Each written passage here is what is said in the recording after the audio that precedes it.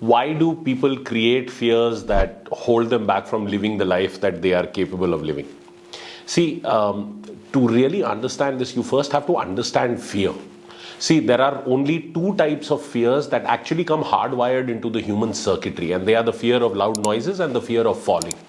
These two fears we are all born with. All other fears are learned fears. So then there are primal fears, fears where there is physical pain or death attached to it. For example, if you are in a fight or you're getting robbed or mugged by a criminal, it awakens that primal fear where you feel that you could be hurt by the criminal. The other category of fears is what I call intellectual fears. See, these are fears that our mind gives birth to. So last week I was speaking to mid-career professionals at a big IT company, and the topic of discussion was defeating fear. So I asked them for their fears.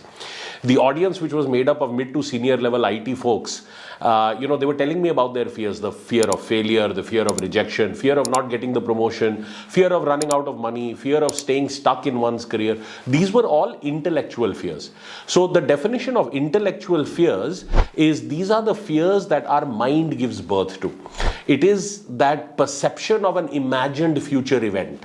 See, the key word here is imagined future event. It is not actually happened, and it's not happening right now. We are the source of that fear because our mind is creating what might happen. It is linking an imagined cause to an imagined effect. And the really crazy part is what happened next. I was next asked, how does one overcome this fear? See, the essence of the conversation came down to understanding that if you are the source that is building a perception, a figment in your imagination, where you have linked an imaginary cause with an imaginary effect, it does not actually exist now or at any other moment in time.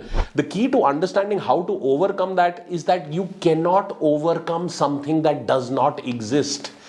But the problem is that intellectual fears feel exactly like primal fears in our body.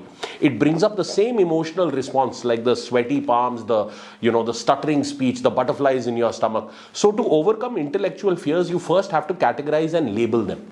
Let yourself consciously know that it is an intellectual fear, and then ask yourself, what is it costing you to not act despite the fear? Because it is not something you can overcome. It's serving a purpose. It comes into your life as a tool.